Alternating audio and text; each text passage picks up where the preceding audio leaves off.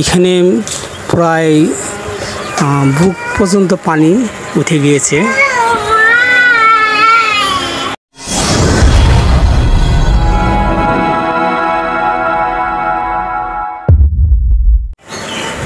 আজকে আপনাদেরকে আমাদের জামালপুর জেলার সরিষাবাড়ি উপজেলার চর সরিষাবাড়ি গ্রামের কিছু বন্যার পরিস্থিতি আপনাদের মাঝে শেয়ার করব। তো আপনারা আমাদের পাশে থেকে দেখবেন কি পরিমাণ পানি হয়েছে। এখানের মানুষ অনেক বিপর্যয়ের মধ্য দিয়ে জীবনযাপন করে যাচ্ছেন। দেখতে পাচ্ছেন এটা হলো আপনাদের জিগাতলা থেকে যে রাস্তাটা গিয়েছে আপনার ঘোড়ামারা হয়ে বাওয়ানজানি হয়ে মালিপাড়া চরের দিকে, এটা হলো সেই রাস্তা। এটা কিন্তু একটা পিচ ঢালাই রাস্তা, অথচ সেটাও পানির নিচে চলে গেছে। তো বুঝতে পারতেছেন এটা যদি রাস্তায় যদি পানির নিচে চলে যায় তাহলে এখানকার বাড়িঘরে কি অবস্থা, কি পর্যায়ে আছেন তারা। তো আপনাদেরকে আমরা একটু দেখানোর চেষ্টা করব।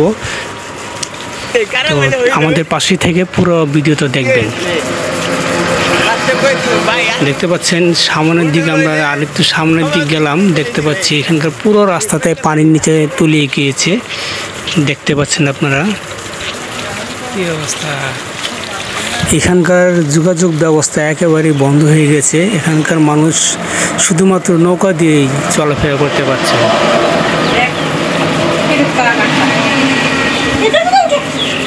দেখতে পাচ্ছেন ওই সামনের দিকে এটা হলো রাস্তা চলে গিয়েছে, বোঝাই যাচ্ছে না এখানে কোনো রাস্তা ছিল কিনা।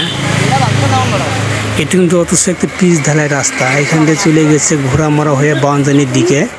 এখানকার যোগাযোগের ব্যবস্থা একেবারেই বন্ধ। দেখতে পাচ্ছেন কিছু লোক আসতেছেন, ওনারা এখান দিয়ে যোগাযোগ সম্পূর্ণরূপে বন্ধ দেখে তারা পানির নিচে হেঁটে হেঁটে আসতেছেন। একজনা সাইকেল নিয়ে আসতেছেন। তো কী পরিমাণ বিপর্যয়ে আছেন তারা।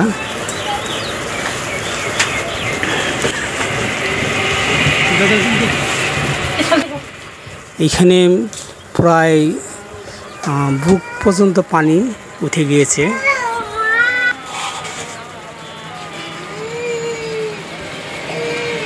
দেখেন কত কষ্টে তারা বাড়ির থেকে বাজারের দিকে আসলেন।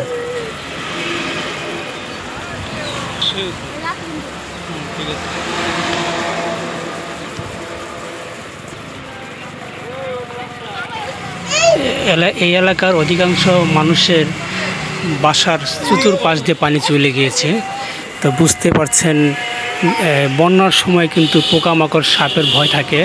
ইদানিং ফেসবুক ইউটিউবে একটা সাপের ভিডিও ভাইরাল হচ্ছে রাসেল বাইপার নামে। তো ওইটাকে নিয়ে অনেক আতঙ্কে আছেন যে বাড়ির চতুর্পাশে পানি থাকার কারণে যদি সাপ চলে আসে ঘরে, সেই আতঙ্কে তারা আছেন। এই নিম্ন অঞ্চলের সবারই যোগাযোগের ব্যবস্থা বর্তমান শুধুমাত্রই নৌকা দিয়ে ওনারা চলাফেরা করতে পারছেন। তাছাড়া সম্পূর্ণ যোগাযোগের রাস্তা বন্ধ হয়ে গেছে। এটা হলো জিগাতলা ব্রিজ। দেখেন ব্রিজটাই শুধু ভেসে আছে, আর দুপাশে রাস্তা কিন্তু পানির তলে তলিয়ে গিয়েছে। দেখেন এটা হলো কাঠ ব্রিজের যাওয়ার রাস্তা, কাঠ ব্রিজ হয়ে বাওয়ানজানি যাওয়া যায়।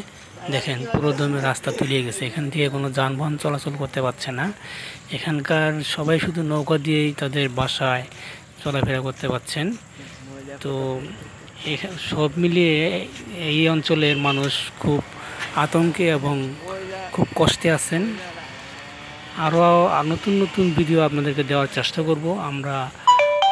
আরও নতুন ভিডিও পেতে আপনারা যদি ফেসবুক থেকে দেখে থাকেন তাহলে ফলো করে রাখবেন, আর ইউটিউব থেকে দেখলে সাবস্ক্রাইব করে রাখবেন, যেন সবার আগে আপনার কাছে নতুন ভিডিওতে পৌঁছায়।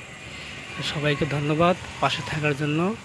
সবাই ভালো থাকবেন, সুস্থ থাকবেন, নিরাপদে থাকবেন।